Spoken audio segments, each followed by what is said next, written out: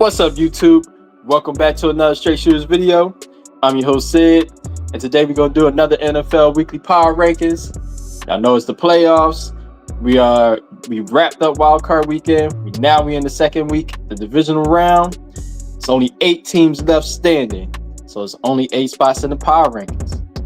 But before we get to that, man, I should have bet on the winners of last week's games. Me and the guys from my other podcast, Threes on Fire podcast, we have a thing where we pick 3 teams every week usually and see who has the best picks. Now that the playoffs have started, we pick every playoff game. And last week, I was 6-0 in all the playoff games. I should have bet that on one of the betting sites, man. Anyways, I hope to repeat that performance with my picks this week. And without further ado, let's jump into the weekly power rankings. So number 8, we have the Commanders. Last week, y'all did exactly what I thought y'all would do and pull off a narrow upset victory over the Bucks. But now y'all have to face off against the well-rested and still hungry Lions. The best bet for y'all to win and pull off another upset is to make this game a bona fide shootout. But honestly, whether y'all win or lose, this season can only be considered a monumental success. Number 7, the Texans. Now, if you watched last week's power rankings, you'll remember that I had the Texans lower than I had the Commanders. So why are they higher this week? 2 reasons.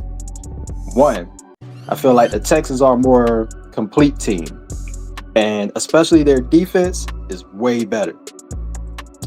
And that'll be the thing that gives them any hope of winning this game next against the Chiefs. Number 2, second reason. They got a chance earlier in the regular season to face the Chiefs. So they know exactly what kind of beast that they're up against. Now, unfortunately, they got waxed in that game. So for their sake, I hope they made some adjustments and they have a much tighter game plan because, I mean, it's the fucking Chiefs. We all know. We know what's up. Number 6, the Rams. So maybe people thought that the Vikings were a formidable team, but I banked on the fact that they had Sam Darnold at QB. I thought they would put up a better fight, but anyways, the Rams came out here. The Rams get to come out here to the frigid East Coast to face the Eagles on Sunday, and I think that doesn't bode well for them. The Rams typically like to play without the elements being an impediment, and the game is set at an odd 3 p.m. start time. I will say that the Rams have all the experience and offensive weapons to pull off an upset. Having a better coach and better QB in a matchup will always give you a chance. But I'm predicting that their defense won't hold up. And eventually, they may be worn down by the Eagles come the fourth quarter. And that might cost them this game. Number 5, the Ravens. Predictably, they mopped up the Steelers last week, who just couldn't really score the ball. This weekend, they faced the Bills, a team who can score, despite the outcome of the earlier game when these 2 teams met in the regular season. The Ravens ran all over them like a Mack truck and stifled their offense like a boa constrictor in that game. So it got ugly for the Bills. But the Ravens better take this matchup as seriously as they did the first time and be on their A game.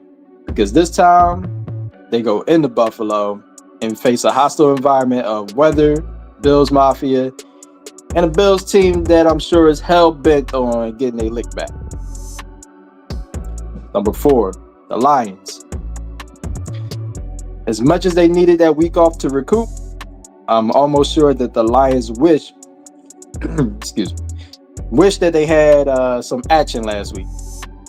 So now they're back and they get to continue their mission of slaughtering teams en route to the Super Bowl. I've got full confidence in the Lions, but they must beware. Jaden Daniels, while young, while being a rookie, He ain't the type of dude to fold, and he must be taken very seriously. Number 3, the Eagles. Other than a touch of wide receiver diva drama, the Eagles are flying high. They get to host another opponent that they faced and beat during the regular season. The Rams pose a threat with their offense, but a healthy dose of Saquon should keep that threat sitting on the sideline and on ice for the majority of the game. Number 2, the Bills. The Broncos scored first, then the Bills decided to play football. And that's pretty much the story of that game.